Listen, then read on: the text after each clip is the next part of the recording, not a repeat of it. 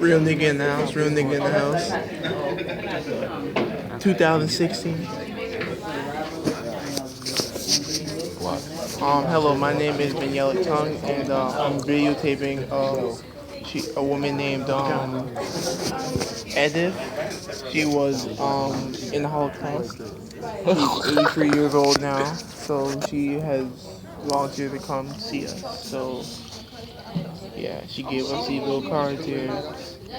Becoming Edith, the education of a hidden child. See, look, see, look. Holocaust survivors turn up. Turn up if you're a Holocaust survivor. Turn up. Turn up. On marijuana time. Hey, You can't be saying that right here. What's up with Gonja? What's up with Gonja? I'm going for when I graduate high school, I am going back to the VI. One time man, bomba club. Hey, yo, what's up with that Gonja? That gonja. You smoke the ganja. Boy, I can't say your man son, and you see, and you know, I am on. Oh, you ready to put this shit on the USBI for life. Hey yo, when I graduate high school, I'm going back to my home country, Virgin Islands. I'm gonna spend 3 weeks with that ganja. They got the best ganja down there. It's working. Shut up. Okay, so we're gonna be quiet now. Let her talk and do her thing. Here we go. Respect the Holocaust survivors. I'm gonna ask a couple questions. So, yeah.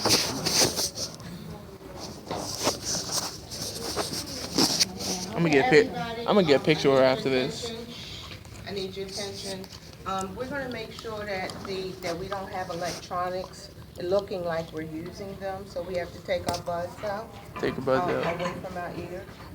I really appreciate your coming. I know that most people are in the 10th grade, and you've read the story of Night. Edith Cord is someone who survived not a concentration camp, but a terrifying experience during the Holocaust.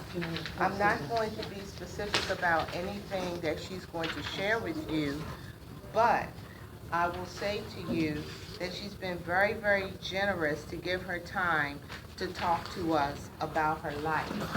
And it is my hope that you will be very respectful of what she has to say, because this type of experience is one that in 20 years we will not be able to have the first-hand experience of someone who lived through history at this time. So with that, I'd like to welcome Ms. Edith Cord, and everybody, let's do a small round of applause.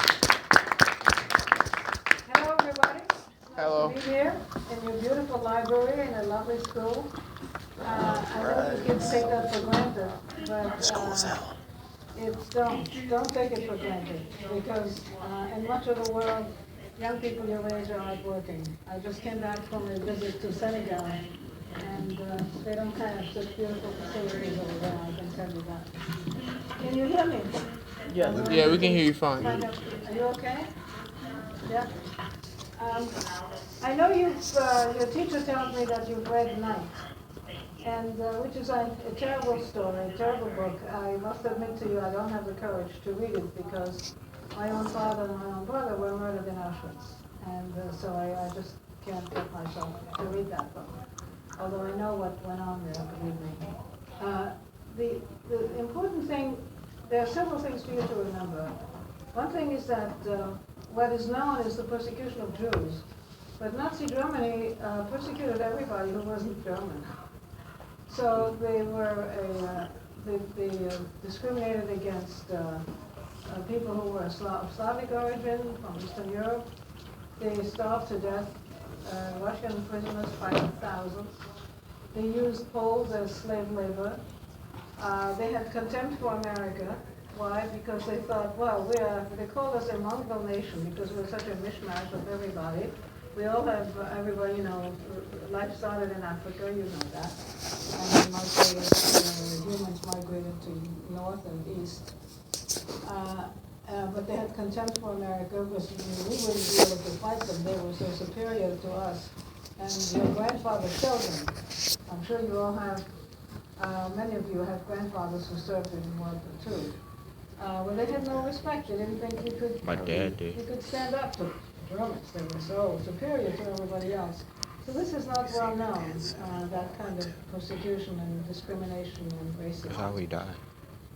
What I He want got shot. you to understand is that the camps, the death camps, which you read about, were the final stage of Nazism. The roots of Nazism go way back because it didn't start with death camps. It ended there.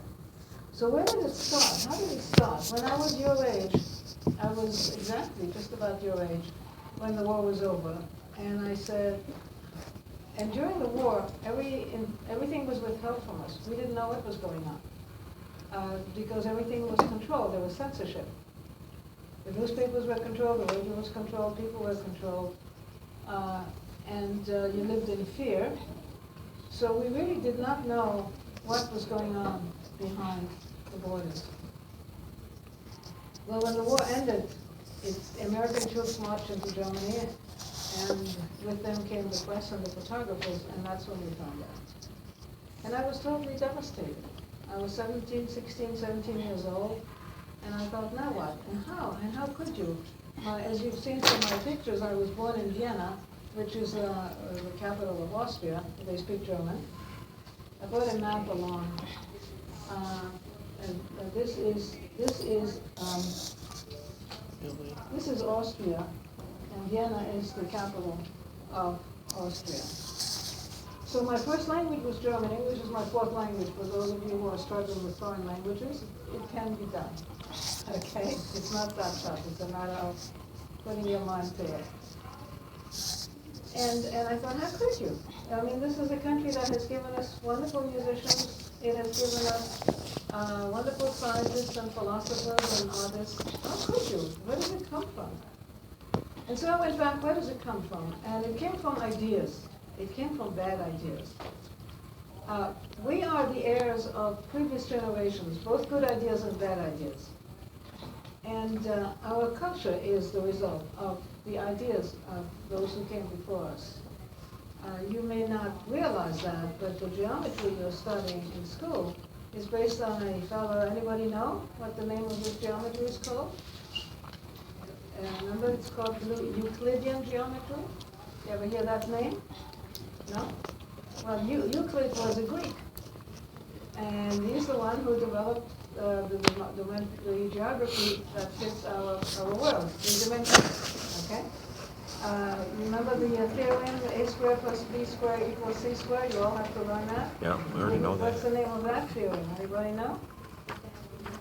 Pythagoras. Yeah, he was a Greek. So we go way back to ancient Greece. So here is where our civilization comes from. It comes from Greece, not only in that, but in other things as well. It was the Greeks who were the first ones to learn to govern themselves. That's the beginning of Athenian democracy. That's what it's called. And we learned from them. Then came Rome. Okay, so on the pagan side, we've got the